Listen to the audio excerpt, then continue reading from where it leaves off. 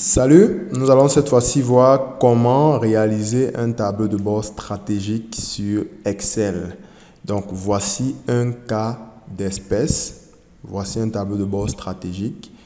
Quand je sélectionne ici par année, donc je prends 2021, j'ai ces indicateurs que voici par axe, tels que je vous ai expliqué à l'entame du cours.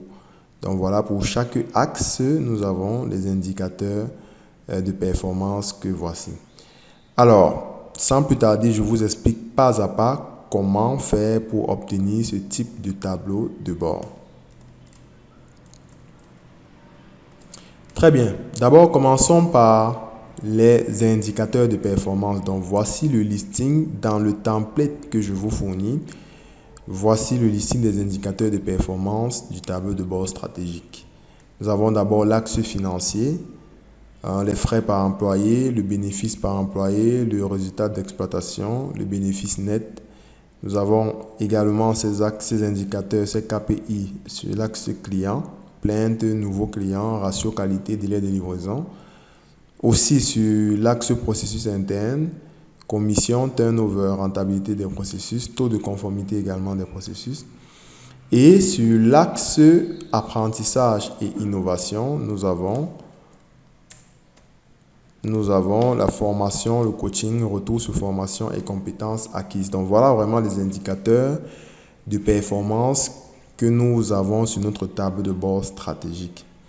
Alors juste un truc ici pour qu'on puisse bien se comprendre.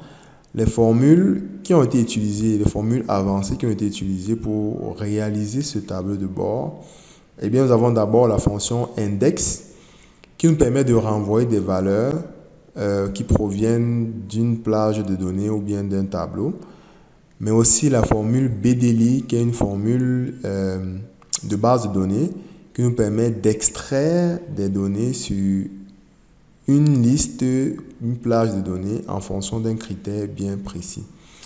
Rassurez-vous, c'est simple à utiliser, je vais vous le montrer tout de suite. Bien, je présente aussi les données, donc voici les données, c'est-à-dire qu'en entreprise, au jour le jour, ou bien au fur et à mesure que nous progressions dans l'année, nous avons des informations. Nous avons ces données qui nous permettent d'alimenter notre tableau de bord. Donc, ces données-ci, en réalité, sont saisies au jour le jour en entreprise. Donc, il n'y a aucun calcul à faire ici. Ces données vous proviennent juste de votre fonctionnement au quotidien en entreprise. Alors, ensuite, les paramètres. Donc, comme je vous disais, le tableau de bord s'obtient les indicateurs sont renvoyés grâce à une combo X ou une combo box. Donc, voici les données, voici les valeurs, les différentes années, 2020, 2021, 2022. Voilà. Donc, ici, c'est la position de l'année. Donc, par exemple, 2022, qui est l'année de référence que nous allons utiliser, est à la position 3, c'est-à-dire 1, 2, 3.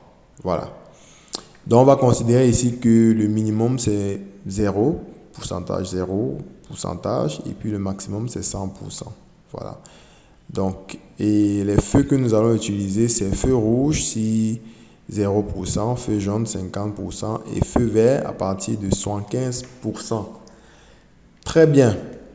Donc, je vais à l'aide d'une formule renvoyer simplement ici les indicateurs de performance un à un. C'est-à-dire que pour l'année, on aura ici le mois et puis les frais par employé. Donc, je vais juste renvoyer les années ici grâce à une formule, je vais préciser tout à l'heure. Donc, simplement, cette feuille paramètres nous permet de mettre les paramètres de base, les paramètres d'entrée et de spécifier simplement les paramètres que nous avons utilisés pour obtenir notre tableau de bord. Ensuite, la feuille calcul nous permet de simplement faire des calculs grâce à la base de données, mais aussi grâce aux paramètres que nous avons spécifiés. Nous allons réaliser quelques calculs ici et grâce à ces calculs, nous pourrons par la suite avoir le tableau de bord. Donc, ces calculs sont simples. En réalité, ces calculs nous permettront juste de renvoyer ici pour le mois courant. Donc, celui-ci, c'est le mois courant. M1, c'est le mois courant. De renvoyer les valeurs obtenues pour le mois courant, mais aussi de renvoyer la moyenne pour chaque KPI, la valeur moyenne. Et ensuite, de le réaliser aussi ici pour chaque mois en objectif. Donc ici, c'est en objectif, mais ici, c'est en perspective. Ou bien, voilà, donc ici, c'est en réalisé, autant pour moi. Donc ici, c'est en réalisé, mais ici, c'est en objectif. Très bien. Donc enfin, voilà le template du tableau de bord. Donc ici, pour éviter de perdre du temps, je vous ai déjà restitué les mises en forme ici. Et il suffira simplement pour nous de faire les calculs appropriés pour avoir notre tableau de bord. Donc voilà présenté de façon standard, de façon sommaire, notre tableau de bord. Donc voilà présenté de façon standard, autant pour moi, tous les éléments qui vont nous permettre d'obtenir notre tableau de bord. Très bien. Alors, donc commençons maintenant à faire les calculs. Donc la première chose à faire, eh bien, c'est d'abord de venir juste ici dans la feuille calcul. Nous allons d'abord renvoyer ici plus haut l'année. Donc ici, on est à C1. À C1, voilà.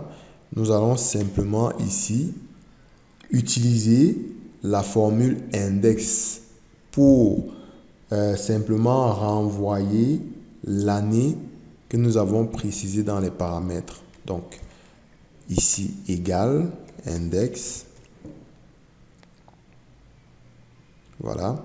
Ensuite, quelle va être la matrice? Eh bien, c'est la feuille. Je viens ici à la feuille paramètres. Et puis, je vais juste sélectionner de D2 à D4. Puisque nous avons ici de D2 à D4, nous avons les années.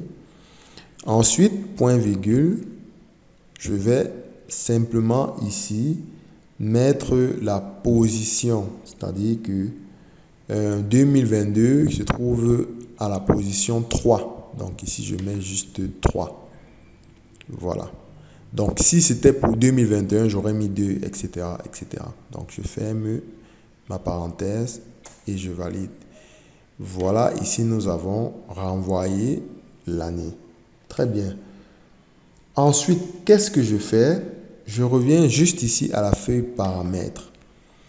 À la feuille paramètres, j'ai restitué pour facilement utiliser la fonction BDLI. J'ai renvoyé ligne par ligne ici les différents indicateurs de performance. Donc pour le mois 1, j'ai renvoyé simplement ici les différents indicateurs de performance pour pouvoir facilement par la suite utiliser la fonction BDLI. Donc pour que ce soit simple ici, je vais simplement aussi renvoyer l'année que j'ai obtenue grâce à la fonction index. Donc ici, je mets égal. Et ici, je reviens sur les calculs. Je sélectionne cette année-ci, je valide. Voilà. Pour ne pas faire la même chose partout, je peux simplement ici copier, CTRL-C. Ensuite, je vais coller ça partout ici. Voilà, partout. Je colle ça partout ici. Pour les autres indicateurs de performance. Voilà, pour les autres KPI.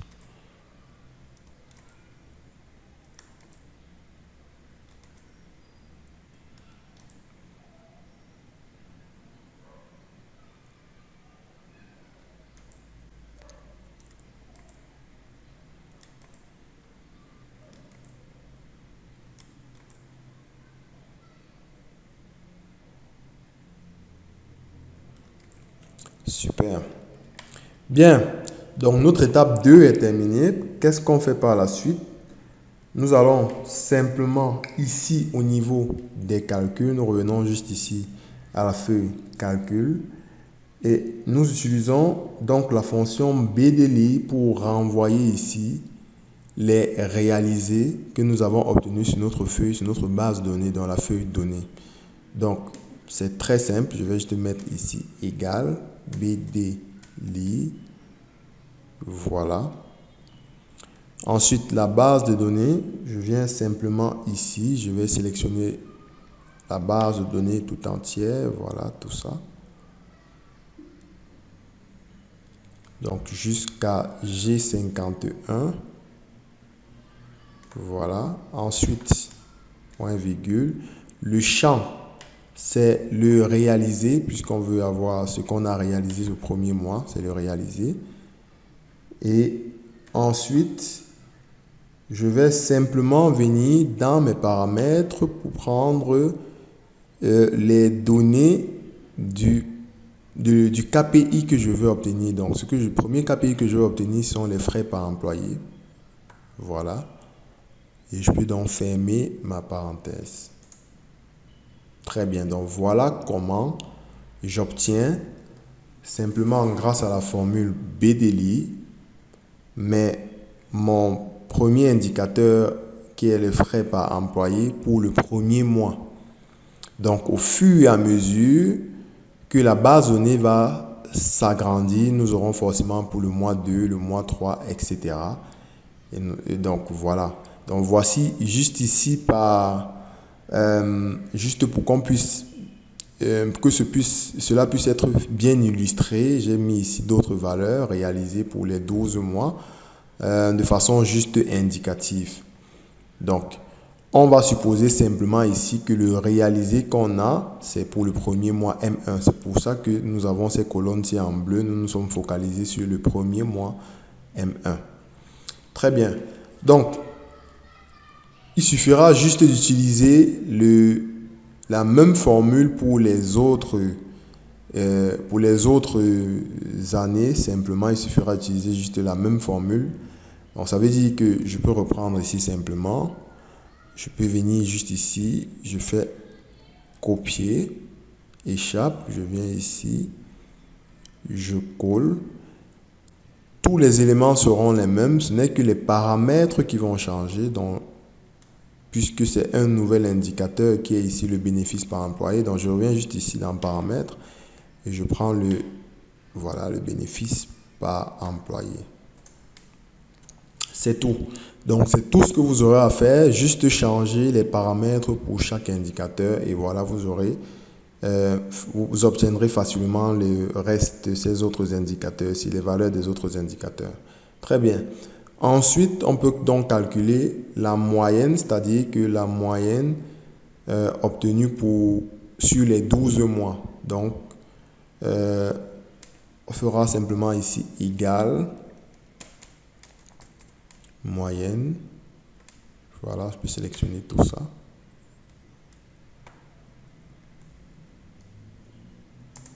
Très bien. Et ici, nous avons la moyenne. Alors, si je ne veux pas de décimales, on peut juste ici voir comment je peux utiliser la formule arrondi si je ne veux pas avoir des décimales.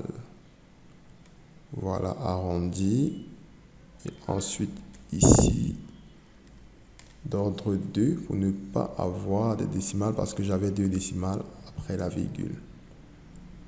Non, autant pour moi, d'ordre 0 parce que je ne veux pas avoir, autant pour moi, d'ordre 0 parce que je veux avoir 0 décimal, je ne veux pas avoir de décimales. Très bien.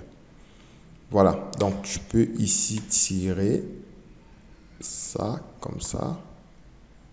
Voilà, je peux également tirer ici. Donc j'ai copié la formule, je peux la coller là. Je peux la coller ici. Attention.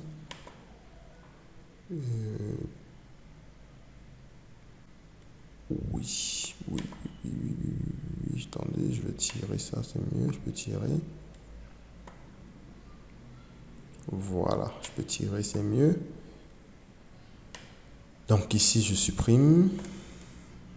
Voilà, ici, je supprime. Voilà, et ici, je supprime. Très bien. Donc ensuite, ici, je vais juste calculer. Voilà, pour qu'on voit bien. Ici, c'est les objectifs. Je vais juste ressortir les objectifs pour le premier mois. Donc ici, nous avons le réalisé. Et ici, je vais donc sortir les objectifs. Donc, j'applique la même formule BD. Voilà. J'applique juste la même formule, BDLI. Ici, dans ma base de données, voilà, je prends la base de données.